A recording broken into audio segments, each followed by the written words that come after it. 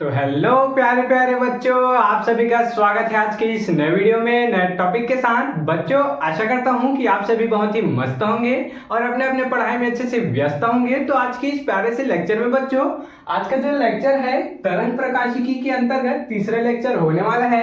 और इस टॉपिक में बच्चों हम लोग प्रकाश का विवर्तन क्या होता है इसके बारे में संपूर्ण जानकारी आपको बड़ी आसानी से देने वाले हैं कि विवर्तन क्या होता है एवं इनके प्रकार क्या होते हैं। जो पिछला वाला टॉपिक था बच्चों, उसमें हम लोग प्रकाश के परावर्तन को समझे थे एवं उसके प्रकार को समझे थे। और आज की इस वीडियो में बच्चों विवर्तन को जानेंगे कि प्रकाश का विवर्तन आखिर क्या होता है।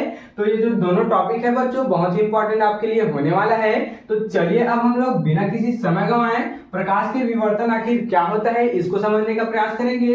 तो बच्चों ये जो लंबा चौड़ा यहाँ पर डिफिनेशन है, इससे पहले आप यहाँ पर देखेंगे कि प्रकाश का विवर्तन क्या होता है। मान लेते हैं बच्चों ये एक क्या है, सूर्य है। अब इससे क्या आती है, इधर एक प्रकाश किसी वस्तु पर मान लेते हैं ये क्या है, ये एक वस्तु है। अब मान लेते हैं कि किसी वस्तु पर या फिर बच्चों किसी तार पर पड़ रही है, देख सकते हैं इसको हम लोग एक तार मान लेते हैं, इसको हम लोग एक तार मान लेते हैं। अब जब ये प्रकाश की किरणें इस तार पर पड़ेगी तो इसका जो प्रतिबिंब है बच्चों, परछाई है, वह थोड़ा सा टेढ़ा बनेगा। डायरेक्ट बच्चों इसके सीधे में नहीं बनेगा, कहाँ बनेगा, थोड़ा सा टेढ़ा बनेगा। इसी प्रकार से इसमें भी होगा। तो बच्चों इसी घटना को क्या कह देते हैं, प्रकाश का यहाँ पर विवर्तन कह देते हैं। तो चलिए अब हम लोग इसी को परिभाषा के माध्यम से समझने का प्रयास करेंगे। तो क्या बोला गया यहाँ पर, जब प्रकाश किसी छोटे छिद्र से होकर गुजरता है, देख सकते हैं बच्चों, जब प्रकाश किसी छोटे छिद्र से होकर गुजरता है या उसके मार्ग में कोई महीन वस्तु जैसे कि बच्चों बाल हो गया, तार हो गया, जिस प्रकार से बच्चों यहाँ पर तार हो गया तो बाल हो गया, तार हो गया इत्यादि आ जाती है, तो प्रकाश किनारे से क्या हो जाते हैं, मुड़ जाते हैं। देख सकते हैं प्रकाश किनारे से मुड़ जाते हैं तथा तीक्ष्ण धारा वाले किनारों पर प्रकाश का इस प्रकार से मुड़ने की क्रिया को ही, मुड़ने की घटना को ही क्या कह देते हैं बच्चों, इस घटना को ही प्रकाश का विवर्तन या फिर बच्चों आपस विवर्तन कह दिया जाता है। तो कुछ नहीं है बच्चों, इसमें क्या है देख लेते हैं। क्या है इसमें, जब प्रकाश को छोटे छिद्र से गुजारा जाता है तो क्या होता है, उसके मार्ग में कोई महीन वस्तु, छोटी वस्तु, महीन यहाँ पर बच्चों, महीन यहाँ पर छोटे वस्तु के लिए उपयोग किया गया है, जैसे कि बाल हो गया, तार हो गया इत्यादि वस्तु अगर उसके बीच में आ जाता है तो प्रकाश क्या हो जाता है, किनारे से मुड़ जाता है। और इसी मुड़ने की घटना को ही प्रकाश का विवर्तन यहाँ पर कह दिया जाता है। आइए अब हम लोग बच्चों विवर्तन को समझ चुके हैं।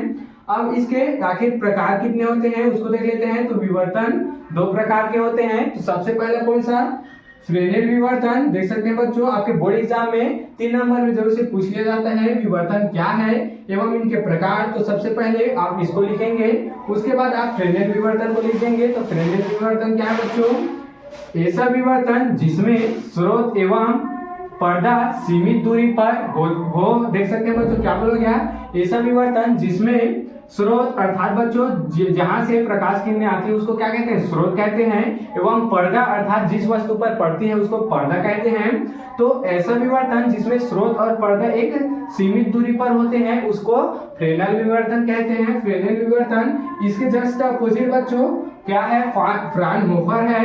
तो ऐसा विवर्तन जिसमें स्रोत अर्थात बच्चों सूर्य मान लेते हैं, यहाँ पर हम सूर्य मान लेते हैं, या फिर स्रोत एवं पर्दा के बीच की जो दूरी होती है बच्चों वह असीमित होती है।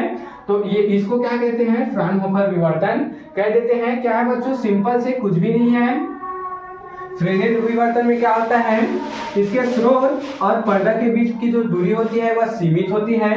और फ्राउनहोफर में क्या होता है, जो स्रोत होता है एवं बच्चों इसकी स्रोत होता है और जो पर्दा होता है उसकी दूरी क्या होती है, इसमें असीमित होती है, इसमें सीमित होती है। तो इस प्रकार से बच्चों आज के इस प्यारे से लेक्चर में हम लोग किसको समझ चुके हैं, प्रकाश का विवर्तन एवं इसके प्रकार को समझ चुके हैं। आप इसका स्क्रीनशॉट यहाँ पर आसानी से ले सकते हैं।